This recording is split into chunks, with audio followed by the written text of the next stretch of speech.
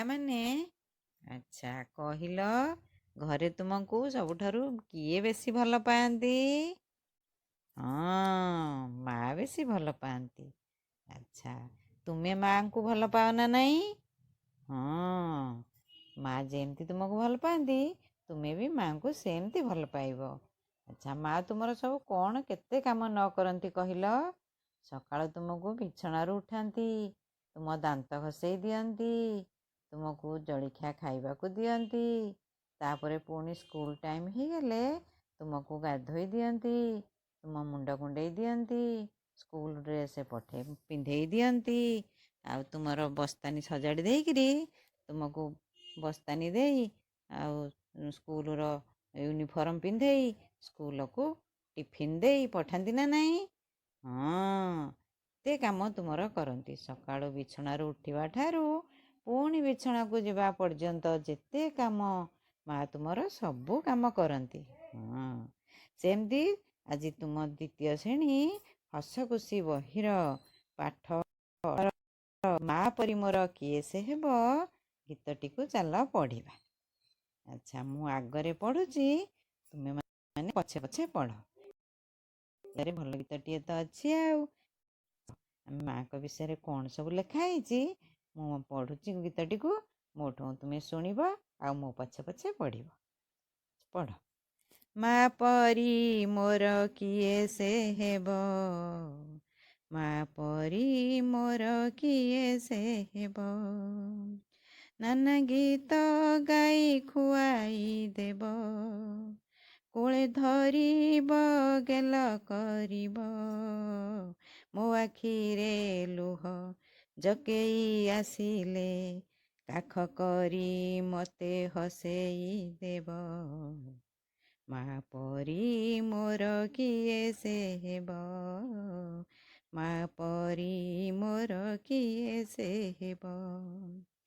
ଏଇ ପଦଟିର ଅର୍ଥ ଚାଲ ବୁଝିବା। ଆଚ୍ଛା, ମା କ'ଣ କରନ୍ତି ନା ବିଭିନ୍ନ ପ୍ରକାର ଗୀତ ଗାଇ ଆମକୁ ଖୁଆଇ ଦିଅନ୍ତି। ଆମେ ଯେତେବେଳେ ଅଝଟ କରୁ, ଆକୁ ଖାଇବୁନୁ ତାକୁ ଖାଇବୁନୁ, ସେତେବେଳେ ମା କ'ଣ କରନ୍ତି ନା ନାନା ପ୍ରକାର ଗୀତ ଗାଇକରି ଆମକୁ ଖୁଆଇ ଦିଅନ୍ତି, କୋଳରେ ଧରନ୍ତି, ଗେଲ କରନ୍ତି।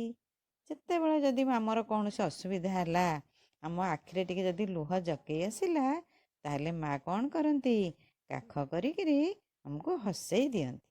ଆମ ମା ଭଳିଆ ଆଉ ଦୁନିଆରେ କେହି ନାହାନ୍ତି। ଆସ ଏ ପଦଟିର ଅର୍ଥ ବୁଝିବା। ଆମେ ତ ଜାଣିଛେ ଆମ ମା ଭଳିଆ ଦୁନିଆରେ କେହି ନାହିଁ। ଆମେ ଯେତେବେଳେ ଅଝଟ କରୁ, ସେତେବେଳେ ଆମ ମା କ'ଣ କରନ୍ତି ନା ବିଭିନ୍ନ ପ୍ରକାର ଗପ କହିକିରି ଆମକୁ ବୁଝେଇ ଦିଅନ୍ତି। ଆମେ ଯେତେବେଳେ ବିଛଣାରେ ଶୋଇବାକୁ ଯାଉ, ସେତେବେଳେ ମା ତାର ଛାଇଁ ଛାଇଁ କେତେ କ'ଣ ଗୁଣୁଗୁଣୁ ହେଇ ଗୀତ ଗାଇକରି ମୁଣ୍ଡରେ ହାତ ମାରି ଥାପୁଡ଼େଇ ଥାପୁଡ଼େଇ ଆମକୁ ଶୁଆଇ ଦିଏ। ଏମିତି ଜାଣିଲେ ନା, ମା ଭଳି ଆମର ଏମିତି କେହି କରିବେନି। ଏବେ ଆମେ ତୃତୀୟ ପଦଟିକୁ ପଢ଼ିବା। ଦାଣ୍ଡରୁ ଆସିଲେ ଆଉଁଶୁଥିବ, ଧୂଳି ଝାଡ଼ି ମୁଣ୍ଡ କୁଣ୍ଡାଇ ଦେବ, ଦେହର ପୋଷାକ ପିନ୍ଧାଇ ଦେବ, ଆ କହି ସରଗ ଚାନ୍ଦକୁ, ଆ କହି ସରଗ ଚାନ୍ଦକୁ ହାତ ଟେକି ମୋତେ ଦେଖାଇ ଦେବ, ମା ପରି ମୋର କିଏ ସେ ହେବ, ମା ପରି ମୋର କିଏ ସେ ହେବ। ଏବେ ଆମେ ଏ ପଦଟିର ମାନେ ବୁଝିବା। ଆମେ ଯଦି କୌଣସି କାରଣରୁ ଦାଣ୍ଡକୁ ଯାଇଥାଉ, ଖେଳିବାକୁ ହଉ କି ଅନ୍ୟ କୌଣସି କାରଣରୁ ହଉ, ଆମେ ଯେତେବେଳେ ଘରକୁ ଆସୁ, ସେତେବେଳେ ମା କ'ଣ କରନ୍ତି, ଆମକୁ ଝାଡ଼ି ଝୁଡ଼ି ଦିଅନ୍ତି। ଯେମିତି ଆମ ଦେହରେ ଧୂଳି ଲାଗିଯାଇଛି ଭାବି ଆମକୁ ଝାଡ଼ି ଝୁଡ଼ି ଦିଅନ୍ତି, ଆମ ମୁଣ୍ଡ କୁଣ୍ଡାଇ ଦିଅନ୍ତି, ଆମକୁ ସେ ଡ୍ରେସ୍ଟି ବଦଳେଇକିରି ଆଉ ଗୋଟିଏ ଅଲଗା ଡ୍ରେସ୍ ପିନ୍ଧାଇ ଦିଅନ୍ତି। ଆଉ ରାତିରେ ଯେତେବେଳେ ଜହ୍ନମାମୁଁ ଆକାଶକୁ ଆସନ୍ତି, ସେତେବେଳେ କ'ଣ କରନ୍ତି, ଆମକୁ କାଖେଇକିରି ହାତ ଟେକିକିରି ଜହ୍ନମାମୁଁଙ୍କୁ ଦେଖେଇ ଦିଅନ୍ତି। ଆ ଡାକନ୍ତି, ଆ ଜହ୍ନମାମୁଁ ସରଗ ଶଶୀ, ମୋ କାହ୍ନୁ ହାତରେ ପହଡ଼ ଖସି, ଏମିତି କେତେ କ'ଣ ଗୀତ ଗାଇ ଜହ୍ନମାମୁଁଙ୍କୁ ଆମକୁ ଦେଖାନ୍ତି। ଏମିତି ଆମ ମା ଭଳିଆ କିଏ ହବ? ମା ଭଳି ଏ ଦୁନିଆରେ କେହି ନାହାନ୍ତି। ଏବେ ପଦଟିକୁ ପଢ଼ିବା। ଚାଲ ବୋଲ ମୋ ସାଙ୍ଗରେ। ବହି ବସ୍ତାନିକୁ ସଜାଡ଼ି ଦେବ, ପାଠ ପଢ଼ିବାକୁ ପଠାଇ ଦେବ, ଅନେଇଥିବ ଖାଇ ନଥିବ, ଦୁନିଆରେ ମୁହିଁ ବଡ଼ ହେବା ଲାଗି, ଦୁନିଆରେ ମୁହିଁ ବଡ଼ ହେବା ଲାଗି, ସବୁବେଳେ ଶୁଭ ମନାସୁଥିବ, ମା ପରି ମୋର କିଏ ସେ ହେବ, ମା ପରି ମୋର କିଏ ସେ ହେବ। ଏଇ ପଦଟିର ଅର୍ଥ ହେଲା, ଆମେ ଯେତେବେଳେ ସ୍କୁଲକୁ ପାଠ ପଢ଼ିବାକୁ ଯାଉ ସେତେବେଳେ ମା କ'ଣ କରନ୍ତି ନା ଆମ ବହି ସବୁ ବ୍ୟାଗରେ ପୂରେଇ ବସ୍ତାନି ସଜାଡ଼ିକିରି ଆମକୁ ଦିଅନ୍ତି, ଆମକୁ ପାଠ ପଢ଼ିବାକୁ ପଠାନ୍ତି। ସେମିତି ଆମେ ଯେପର୍ଯ୍ୟନ୍ତ ଖାଇନଥିବୁ ମା ସେ ପର୍ଯ୍ୟନ୍ତ ଖାଇନଥାଏ, ଅନେଇ ରହିଥିବ କେତେବେଳେ ମୋ ପିଲା ଆସିବ ଆମେ ସାଙ୍ଗ ହେଇ ଖାଇବା। ଆଉ ଦୁନିଆରେ ମୁଁ ବଡ଼ ହେବା ଲାଗି ସବୁବେଳେ ସେ ଠାକୁରଙ୍କ ପାଖରେ ଶୁଭ ମନାସନ୍ତି। ତାଙ୍କ ମନେ ମନେ ସବୁବେଳେ ଭାବନ୍ତି ମୋ ପିଲାଟି ଭଲ ମଣିଷ ହଉ, ବଡ଼ ମଣିଷ ହେଉ। ଆମ ମା ଭଳି ଆଉ କେହି ଏ ଦୁନିଆରେ ନାହିଁ। ଏଭଳି ଶୁଭ ମନାସିବା ମା ଛଡ଼ା ଆଉ କେହି କରନ୍ତିନି। ମୋ ମା ଭଳି ଆଉ ଦୁନିଆରେ କେହି ନାହିଁ। ଆସ ପିଲାମାନେ, ଆମେ ଆଜି ଏହି ପଦ୍ୟଟିର ଅଭ୍ୟାସ କାର୍ଯ୍ୟରେ କେତେ ଗୁଡ଼ିଏ ପ୍ରଶ୍ନ ଅଛି, ଏ ପ୍ରଶ୍ନ ଗୁଡ଼ିକର ଉତ୍ତର କରିବା। 1 ନମ୍ବର ପ୍ରଶ୍ନରେ ମା ଖୁଆଇ ଦେଲା ବେଳେ କ'ଣ କରନ୍ତି? ତାର ଉତ୍ତରଟି ହେଲା, ମା ଖୁଆଇ ଦେଲା ବେଳେ ବିଭିନ୍ନ ପ୍ରକାର ଗୀତ ବୋଲନ୍ତି। ଖରେ ଅଛି ପ୍ରଶ୍ନଟି କ'ଣ ଦେଖିବା ଚାଲ। ତୁମ ଆଖିରେ ଲୁହ ଜକେଇ ଆସିଲେ ମା କ'ଣ କରନ୍ତି? ଉତ୍ତରଟି ହେଲା, ଆମ ଆଖିରେ ଲୁହ ଜକେଇ ଆସିଲେ ମା ଆମକୁ କାଖ କରି ବିଭିନ୍ନ ପ୍ରକାର କଥା କହି ହସାଇ ଦିଅନ୍ତି। ଗର ପ୍ରଶ୍ନଟି ହେଲା, ତୁମେ ଦାଣ୍ଡରୁ ଆସିଲା ପରେ ମା କ'ଣ କରନ୍ତି? ତାର ଉତ୍ତରଟି ହେଲା, ଆମେ ଦାଣ୍ଡରୁ ଆସିଲା ପରେ ମା ଆମକୁ ଆଉଁସି ଦିଅନ୍ତି, ଆମ ଦେହରୁ ଧୂଳି ଝାଡ଼ି ମୁଣ୍ଡ କୁଣ୍ଡାଇ ଦିଅନ୍ତି। ଘର ପ୍ରଶ୍ନଟି ହେଲା, ପାଠ ପଢ଼ିବାକୁ ଯିବା ପୂର୍ବରୁ ତୁମ ମା ତୁମ ପାଇଁ କ'ଣ କ'ଣ ସଜାଡ଼ନ୍ତି? ତାର ଉତ୍ତରଟି ହେଲା, ପାଠ ପଢ଼ିବାକୁ ଯିବା ପୂର୍ବରୁ ଆମ ମା ଆମର ବହି ବସ୍ତାନି ସଜାଡ଼ି ଦିଅନ୍ତି।